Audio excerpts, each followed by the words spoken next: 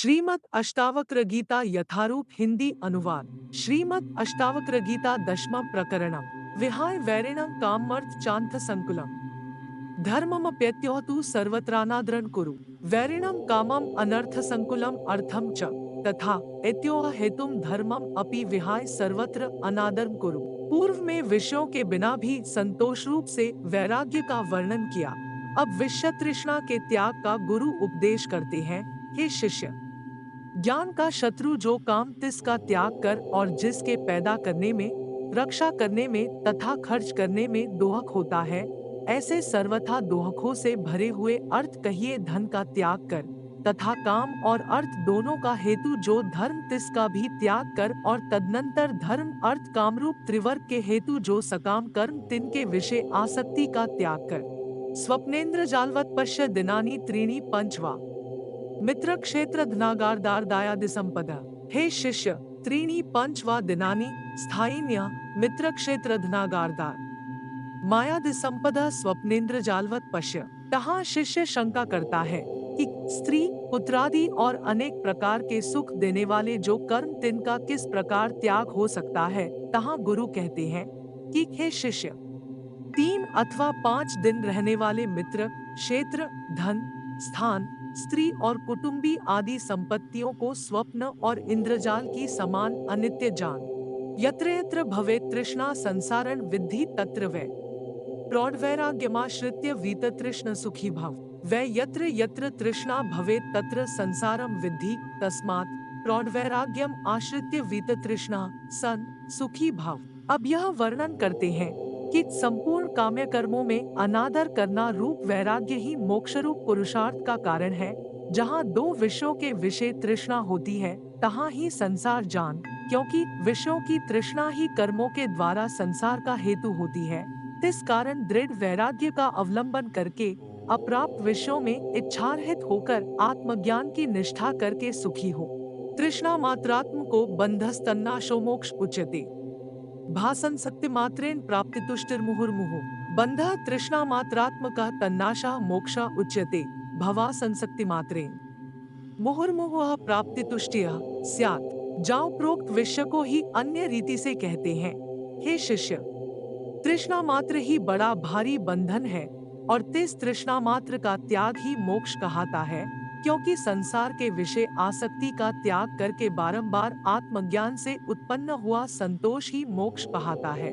त्वमेकश्चेतन शुद्धोजनम विश्वम सत्तथा अविद्यापि न किंचित सा का बुभुत्सा स्थापिते।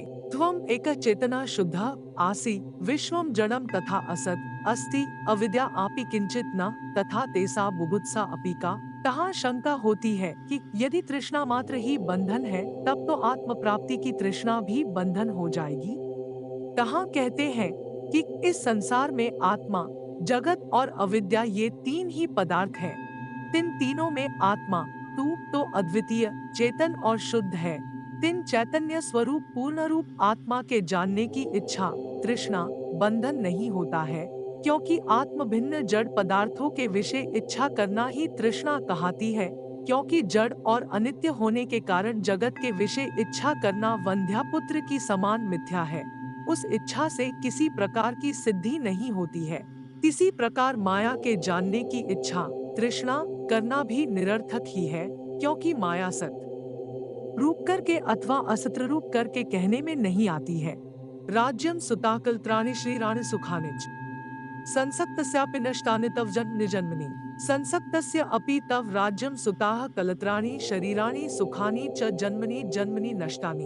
अब संसार की जड़ता और अनित्यता को दिखाते हैं कि हे शिष्य, राज्य, पुत्र, स्त्री, शरीर और सुख इनके विषय तैने अत्यंत ही प्रीति की तब भी जन्म जन्म में नष्ट हो गए। इस कारण संसार अनित्य है, ऐसा जानना चाहिए। अलमर्थेन कामेन सुकृतेनापि कर्मणा एभ्य संसार कांतारेन विश्रांतम भून्मना।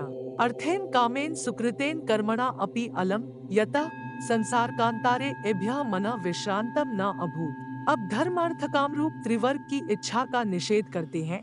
हे शिष्य, धन के विषय, काम के विषय और सकाम कर्मों के विषय भी कामना न करके अपने आनंद स्वरूप के विषय परिपूर्ण रहे। क्योंकि संसार रूपी दुर्गम मार्ग के विषय भ्रमता हुआ मन इन धर्म अर्थ काम से विश्राम को कदापि नहीं प्राप्त होएगा, तो कदापि संसार बंधन का नाश नहीं होएगा। कृतं न कति जन्मानि कायेन मनसा गिरा, दोहक मायासदम कर्म तदद्याप्युपरम्यताम। हे शिष्य, आयासदम दोहकम कर्म कायेन मनमा गिरा कति जन्मानि न कृतम कृतम अद्यतत अपि उपरम्यताम। अब क्रिया मात्र के त्याग का उपदेश करते हैं कि हे शिष्य, महाक्लेश और दुआखों का देने वाला कर्मकाय मन और वाणी से कितने जन्मों पर्यंत नहीं किया, अर्थात अनेक जन्मों में किया, और 3 जन्म जन्म में किए हुए कर्मों से तैने अनर्थ ही पाया। इस कारण अब तो 3 कर्मों का त्याग कर। इति श्रीमदष्टावक्रम निविर्चितायां ब्रह्म विद्यायां भाषाटिक्या सहितम गुरुप्रोक्त मोक्षमाष्टकं नाम दशमं प्रकरणं समाप्तम। यह श्रीमद् अष्टवक्रम द्वारा रचित ब्रह्मा विद्या का 10वां अध्याय है, जिसमें भाषा पर एक टिप्पणी है, जिसका शीर्षक गुरु द्वारा बोला गया उपसमाष्टकम है।